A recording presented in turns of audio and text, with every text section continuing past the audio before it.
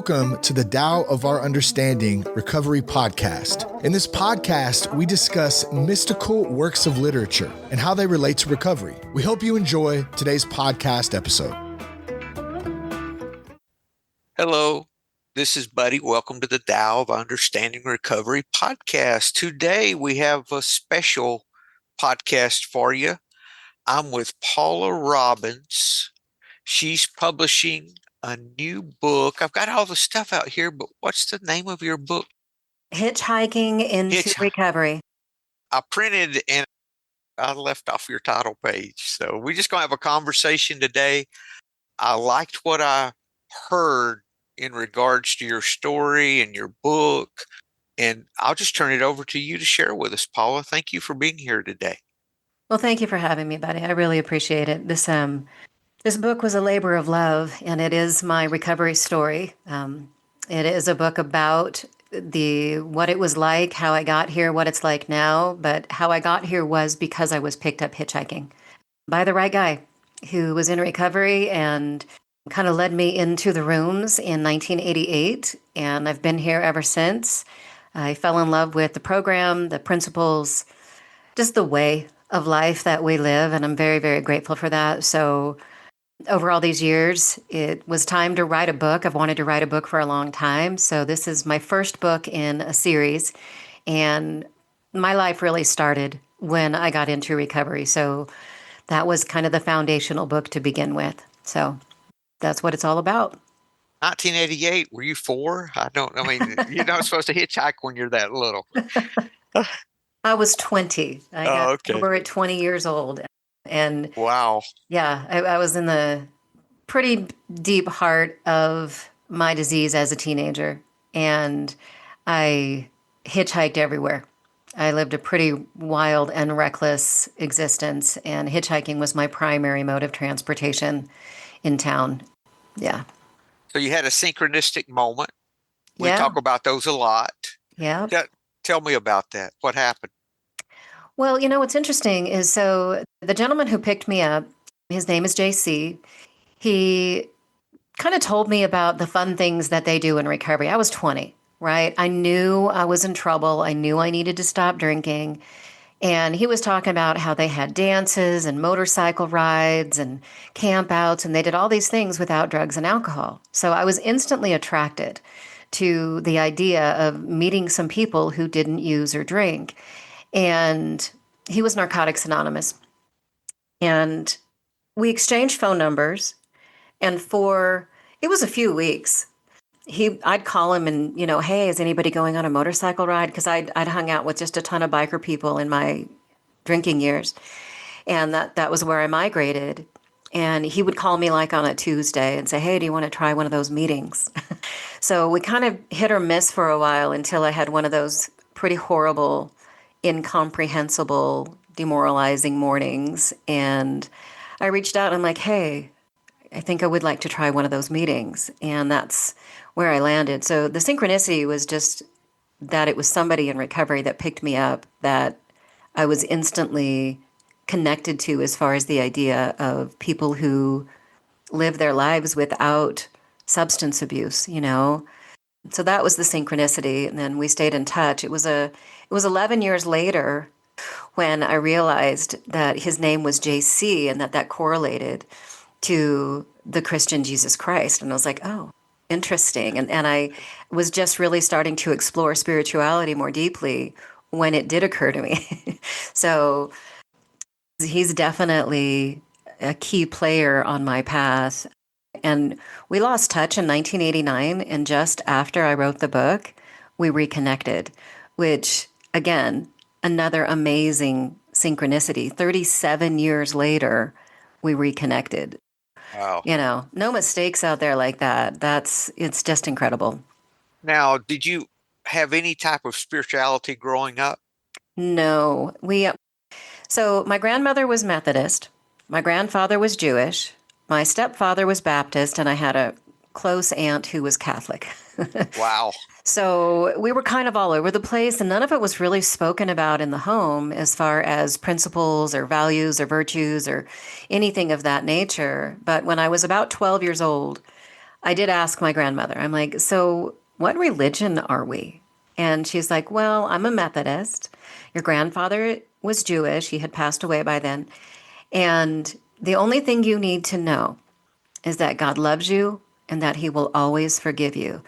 And I held on to that statement for dear life because I didn't know what to believe. I didn't really have a belief in anything specific, but I believed in my grandmother. So her statement really sunk deep. And I didn't know if it was true or not, but I certainly held deep to it. There was one thing I really liked near the beginning. You were talking about the importance of connection in recovery, Mm-hmm. and you were talking about the connection to others in spirituality, a sense of purpose, and you had four pillars that you were talking about, I believe. Mm-hmm. One was spiritual community, two was service, spiritual service, a spiritual mentor, and daily divine alignment. Correct. Mm-hmm. Explain those to me, please. So the four pillars of connection, the four pillars of Paula's recovery are the premise of the whole book. And those were not something that I discovered when I first got here. They were something that I discovered as I matured in recovery, as I deepened into the path of spirituality. And community was first. I realized that the connection to other people in recovery was invaluable to me. I mean, my very first day clean and sober was a motorcycle ride all through kind of the hills around Lake Tahoe in Northern California. And there was about 10 of us, 10 motorcycles, 16, 20 of us. And I witnessed the way that they connected with each other, the inside jokes. I witnessed the way that so many of them, knowing this was day one for me, genuinely and sincerely checked in on me. How are you doing? Are you doing okay? How you feeling? I mean, they meant it. And there was something in that connection that was an immediate awareness like, wow, like these people really care about each other. It was very apparent. Then there was service. I was probably 2, 3 weeks sober when I was invited to help out at selling sodas and such at the dances. I was invited to take phone calls on the hotline in Northern California. And that became just an incredible premise of my recovery, like that connection to wanting to see other people find recovery, to get light in their eyes, to feel that connection to community. Then when I found the right sponsor and I connected more one-on-one with somebody who really understood the steps, who really understood this walk of life and how to apply the spiritual principles, there was a even deeper layer of connection. I didn't I didn't work step 11 nearly as actively in my beginning years of recovery. It was later in recovery when that really became a prominent commitment. And that one kind of sealed the deal as the fourth pillar. My current sponsor has been my sponsor for almost 24 years. And that was her requirement. She was very clear in the beginning. You have to have a daily prayer and meditation practice. And it took me a minute to really get committed to a daily commitment and ritual, but it was by far the most life-changing thing that I've ever done in any capacity of my life, was that commitment to my daily, what I call quiet time and divine alignment. And so as I have sponsored women over the years and still do, it is those four pieces. It is stay involved in the community, find some path of service that you believe in, that you feel fulfilled by, work with a mentor, somebody who walks with you, not just in front of you, and make sure that every single day you align with the divine, kind of a thy will, not my will be done kind of premise, and see what happens. I have witnessed it in my own walk and numerous, people who hear me out and take on my advice. It creates a really healthy foundation to life. So it's not just recovery based. I mean, I'm a therapist, so I work with a lot of people one-on-one to do trauma healing, and I offer them the same four pillars. If you put these pieces in place in your life, you're going to have a really healthy way of being that you feel good about. Let me ask you, how is your prayer and meditation time? How has that changed for you over the years? That's such a good question. In the beginning, I struggled significantly with how to pray. Like, what do I do? And because of synchronicities and because God is just good, I was at a barbecue and there was a little book, a coffee table book called PRAY. So I picked it up and it gave me a guideline. And I still do use that guideline. The process itself has evolved a lot, but P is praise. I offer my gratitude and I just say thank you for a long, long list of things every morning. R is resentment. I ask the divine to help me where there is resentment against myself or others. A is ask. I ask for guidance to be of service, to be led in how I support people during the day. I ask that, my children, my clients, my sponsees, my family, my loved ones are blessed.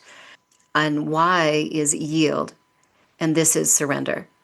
And this is about really aligning my free will with divine will as a foundation for the day. And in the beginning, I just kind of went through those four motions in prayer pretty religiously. Meditation was not as much on the table. I could not get quiet or still. But over the years, I've learned not only to meditate, but to really kind of deepen into some pretty deep states of internal trance.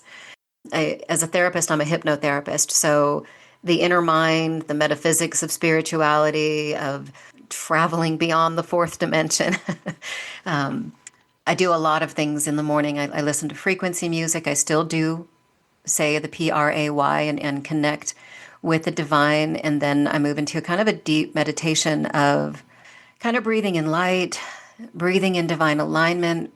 Sometimes I get really incredible downloads intuitively of where I'm supposed to go or the what's next in the world for me or how to solve a situation that I was baffled by. Kind of like the book says, we will intuitively know how to handle things that used to baffle us.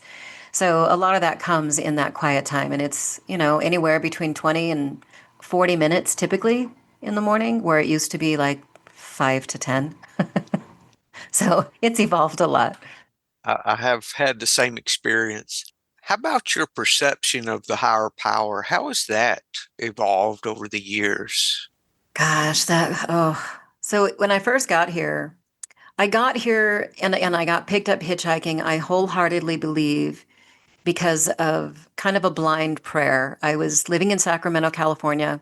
It was a gray January morning, maybe December, I don't know, and terrible hungover, terrible shame. And I looked up, I was on the patio looking over the treetops, and they're beautiful in Sacramento. I mean, there's tons and tons of trees.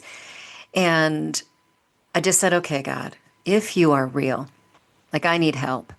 And I didn't know what I was praying to or if I was even praying or if there was anything up there, but I certainly didn't feel worthy of whatever I had perceived God to be. And when I did step into 12-step recovery and started going to meetings and everybody was talking about God, and it was really intimidating. I honestly almost didn't stay because I wasn't worthy of this God thing. I was so full of shame and self-hatred back then. But I heard somebody talk about group of drunks. And I heard somebody talk about just choose a power greater than you. And there was no question in my mind that the light in their eyes was so much bigger than anything I had known. The way that they laughed and their honesty and vulnerability, it was much bigger than me. So initially it was the people, it was the meetings. Over time, as I started to deepen into my understanding, I did start using the term God.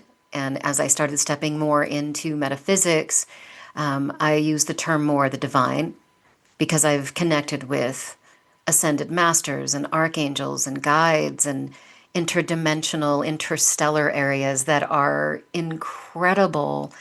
I've had some wild white light experiences without the use of any plant medicine. So, it's been an incredible deepening, and it is predominantly because of this daily practice. Like I intend to go inward, and the more that we do that, the deeper we go, the more that we see, the more we expand. It's a infinite possibility of what happens spiritually. Thank you. You talked about purpose too. How over the years has you understanding purpose evolved? Because that's very important that it is for me that that I know who I am, I know why I'm Mhm. here, Right. and how that has influenced your life, and how do you allow it to influence your life? It is the primary walk of my life to be of service in the name of the divine. I want to help people. And one of my favorite stories goes back to 2 weeks sober. Again, I got sober through Narcotics Anonymous. They kept asking me about a drug of choice, and my drug of choice was alcohol. Not that I wasn't a garbage can who wouldn't put anything in her body, but alcohol was the one.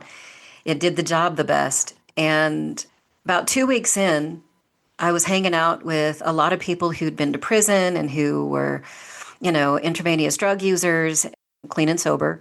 And I wasn't really sure if I was in the right place. And I had mentioned this to one of the girls that I had gotten to know at my 2 weeks, and it kind of freaked her out. So she went across the street and she had her neighbor, Biker George, who was also in recovery, come over. And I was sitting on her sofa, and he sat down on the coffee table and he kind of got in my face and he says, "Now, I hear you're not real sure if you want to stick around or if this fits you." And I said, "Yeah, I didn't do anything like you guys did." And he's like, "Well, let me tell you something, young lady." And he was kind of an intimidating presence. So my ears perked up. He said, "If you choose to stay here and if you choose not to go back to whatever that way of life was, I promise you that one day there's going to be somebody just like you. She's going to be young. She's going to wonder if she did enough. And you're going to be here to tell her that it's okay to stay." And he had me at, there's going to be somebody like you who wonders if they fit. And I was like, oh my God, I want to be here for that girl. I want to Mhm. be here for her. I need to be here for her. And from that moment on, I mean, it was answering phone calls, it was serving sodas, it was cleaning coffee makers. And, it turned into a career in the staffing industry of helping people with their professional life. Then it turned into becoming a therapist in 2007, 2008. And this is just how I walk.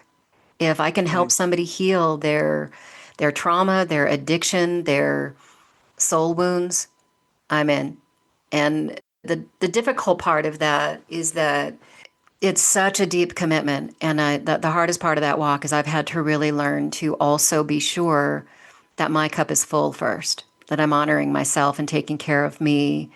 So that's been a big part of like the last probably 10, 15 years of really, okay, yep, you want to help everybody, but you got to make sure you're okay first. You got to make sure you're doing your own work. Is the healer doing her healing kind of thing? Mhm. Mm. So now you practice AA, correct? Or Oh, is it yeah. Oh, yeah. okay? I'm still a very active member. I sponsor 5 women. I stay in close contact with my sponsor. Yeah. Yeah. That is my primary foundation. Why don't you tell us more about your book? That's about all I had question wise about you. Hmm. Uh, but what take us through the book and things we haven't discussed that you have there. Okay. So, the book is written somewhat chronologically. I talk a lot about my childhood and kind of my crazy upbringing here in Colorado. I joke a little bit about my above average dysfunctional family. Eh, I share, of course, about my active addiction drinking years. Of course, I talk about getting picked up hitchhiking and how my recovery has evolved, how I came into the 4 pillars of connection. And there's some heartbreak in there. I went through a pretty difficult divorce. My husband went back out, and that was just a brutal period of time when I really had to figure out how to stay in recovery during some of my deepest trauma. So there's pieces like that are in there. And how do we get through those tough times in recovery too? Life doesn't stop happening just because I found spiritual principles and really cool people. So I talk a lot about some of the deeper parts of life in recovery. There was 2 close calls where I wasn't sure I was going to stay in recovery. So those stories are in there. I talk about my sponsors. There's 2 very specific women who changed my life in just an amazing way. One in early recovery, and then of course my current sponsor. They have their own chapter, each of them. Yes. And then I of course kind of round it out like, where are we now?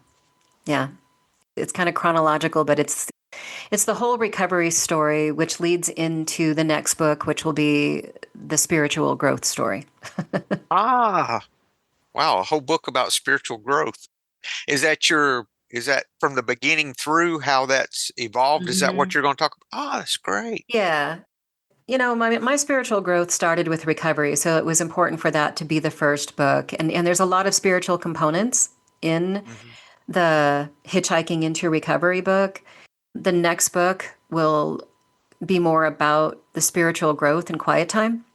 The book after that will probably be more about healing trauma.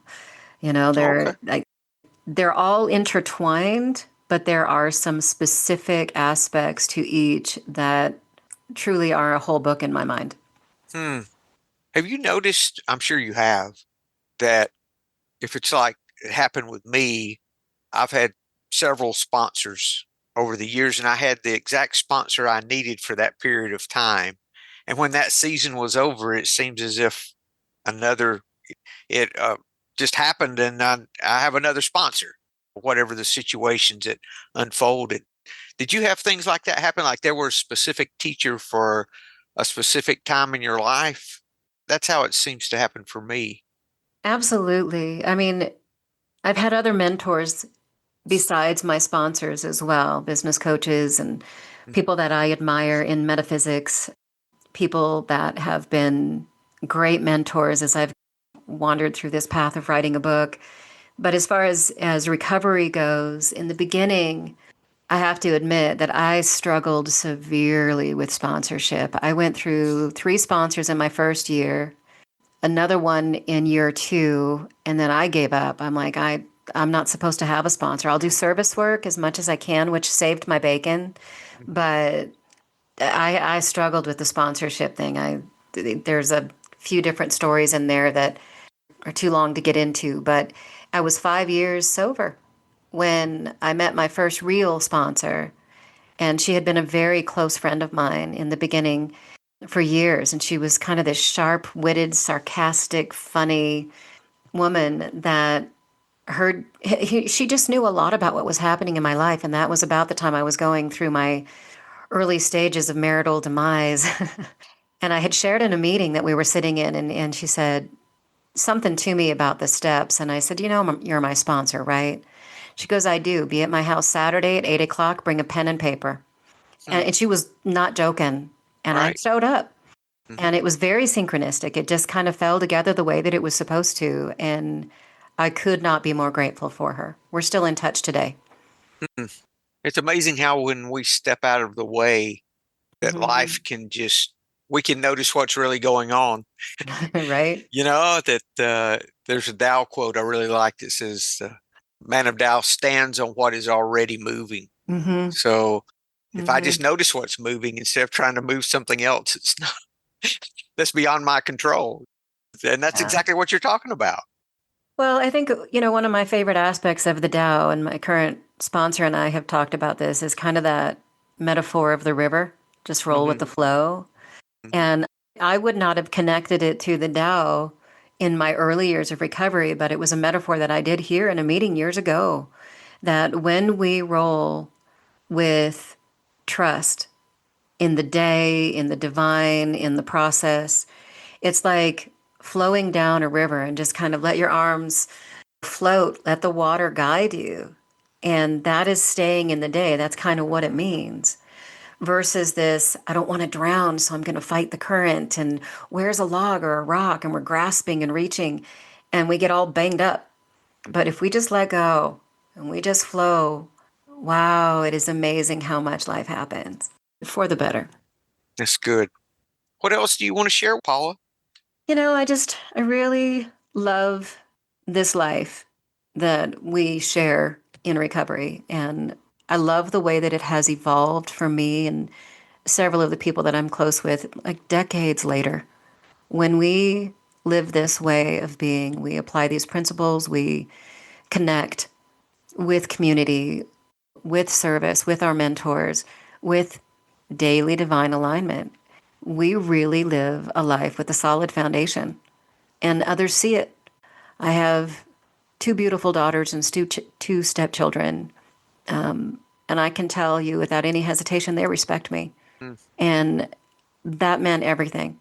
I grew up in a home where I didn't trust one adult except for my mm, grandmother. mm, And I am a trusted adult in many young people's mm. lives and many people my age.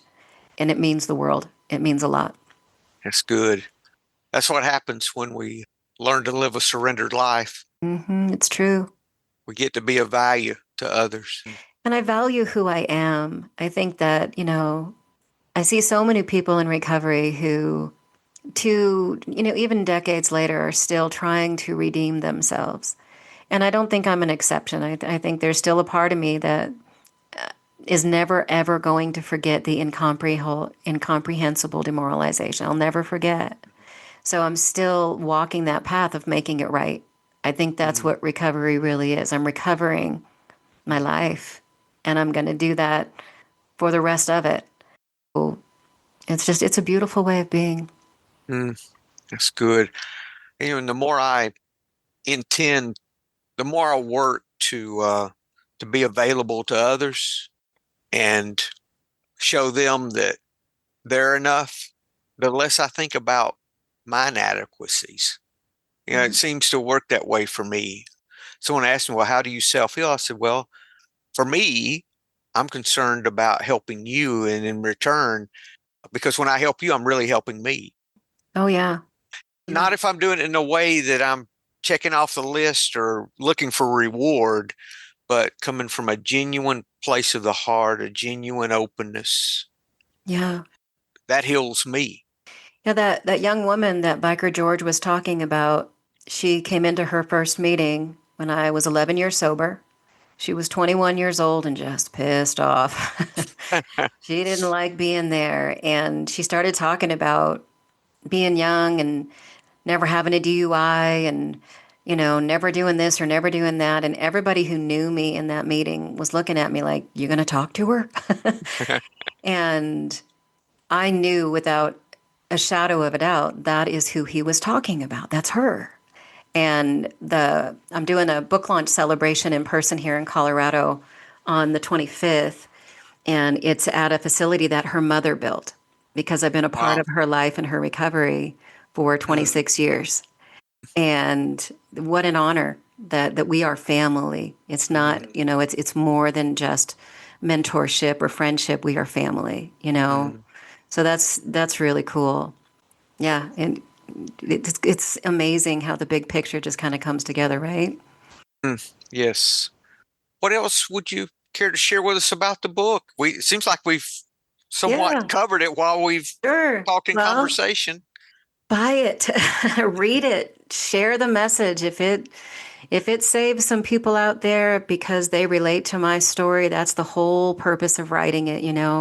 It's not just to share it, it's to help others relate and see what's possible out there in the world. And I'm doing a couple celebrations.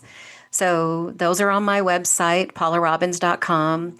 And people can find the book. They can order a signed copy if they want from Oh, me wow. directly, or Huh, they can order it from, Amazon, Barnes and Noble, Bookshop, all of those places too. that's fantastic. Now, you're going to for sure come back. You write your second book, right? Let us Oh, know how God. things are going, uh, I would and we be can dig honored. into that one too. Good, I would good. be honored, please. Yeah, thanks, buddy. Paula, thank you for being here today, and I'm going to pay attention to your progress. I'm excited for you. Well, thank you so much for having me. And thank you so much for the message that you put out in the world. It's peaceful, it's easy on the soul, and you are highly valued. So thank you so much. Thank you, Paula. Have a great day. You too. Hello, this is Buddy C. I wanted to make you aware of several recovery-related resources that I've posted in the episode description. These resources include a list of recovery podcasts, a free sober meditation app, daily recovery email, shared Google recovery calendars. Hope you put some of these resources to use and have a great week. Thank you for listening to the Tao of Our Understanding Recovery Podcast. If you enjoyed this episode, please share it with your friends in recovery.